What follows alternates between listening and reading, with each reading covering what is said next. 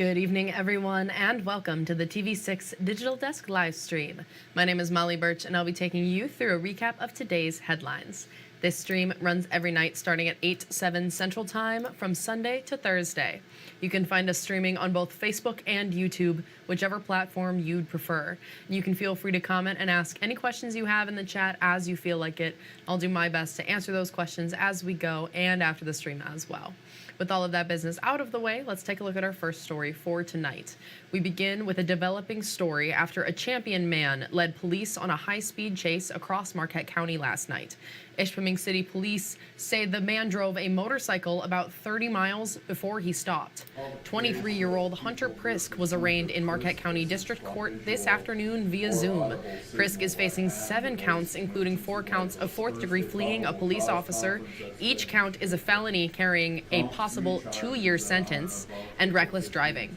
Prisk pleaded not guilty for the charges of operating a vehicle with a revoked driver's license and operating a vehicle without insurance. Prisk's bond was set at $10,000. The chase started in the city of Ishpeming near the intersection of Jasper Street and Summit Street. Officers say they tried to pull over a black Kawasaki motorcycle when Prisk didn't stop. The pursuit then led police through Negaunee over to Marquette County Road 480, then M553. The chase ended on M94 near Engman Lake Road in Scandia, around 30 miles from where it started. That's where officers say Prisk stopped. His next court date is April 25th. If you're interested in history, the Marquette Maritime Museum needs some summertime volunteers. The museum opens for the season on May 14th. Before that, the museum needs to have volunteers to help with school field trips and lighthouse tours. The museum typically does 3 lighthouse tours a day. The museum director says they're looking for volunteers who are interested in Marquette's history. Just love history. It doesn't even necessarily have to be maritime history. You have to memorize dates and different things like that and be good, speaking with the public and have good communication skills. But you also get to go up to the lighthouse, 1 or 2 times a day, depending on how many tours you want to do. Anyone interested in volunteering can contact the Marquette Maritime Museum to get started. They will have a volunteer training session on April 30th. And a UP organization is collecting resources for Marquette County children in need. The Northern Lights Child Advocacy Center is hosting a resource drive this week. The organization is looking for things like canned food, clothing, hygiene products, and office supplies. NLCAC says as a new organization, it can use all the help it can get. The CAC opened in September, so we're still looking for any support or any means that people are willing to donate to us. The drive is this Thursday from 4 in the afternoon until 6:30 in the evening and Friday from noon until 3:30 in the afternoon at the Northern Center at NMU. If you can't make it to the Northern Center, you can donate items all day, every day from now until Friday at Super One Foods, The Crib, the Marquette Food Co-op, and Starbucks in Jamrich Hall. And the fire station is teaming up with the Ordock Brewing Company to host a fundraiser for the Great Lakes Expungement Network. Glenn provides defense attorneys to Michiganders with criminal records to help give them a chance at a clean slate.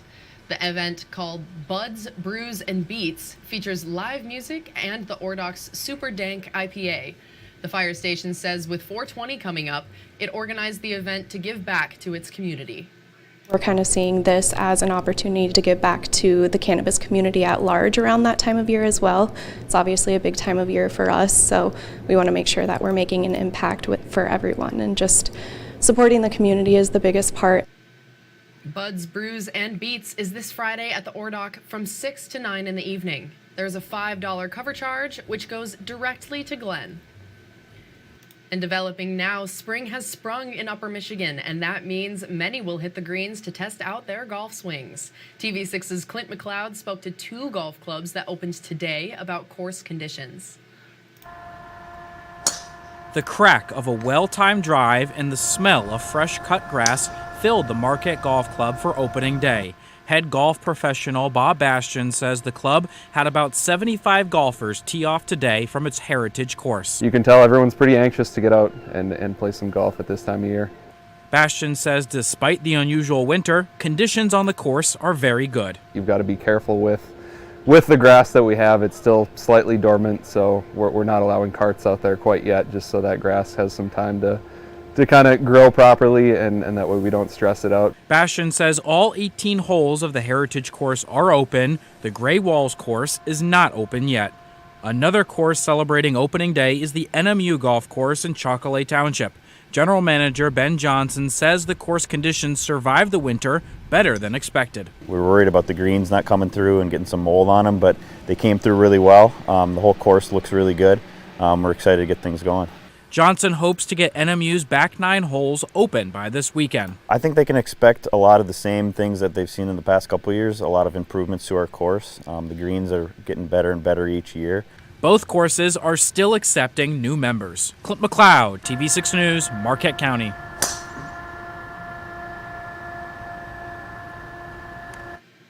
Thank you, Clint. Finally tonight, construction is underway for the all-inclusive playground in Marquette's Matson Lower Harbor Park.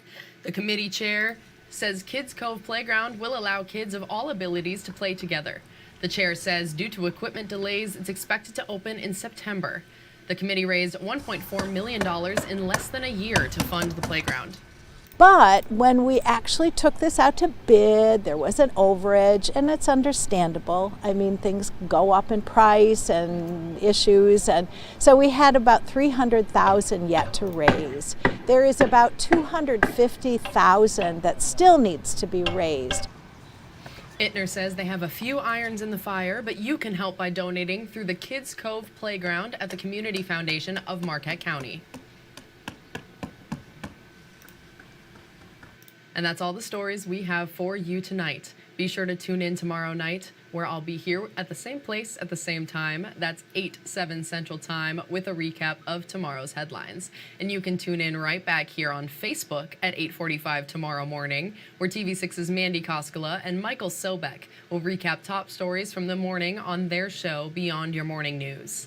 If you have a story idea you think we should report on, feel free to contact us at any time. These are a few easy ways to get a hold of both myself and others in the newsroom. And again, you can contact us at any time. We would love to hear from you and what's happening in your community. Thank you all for joining me live at the TV6 Digital Desk. Have a great rest of your night.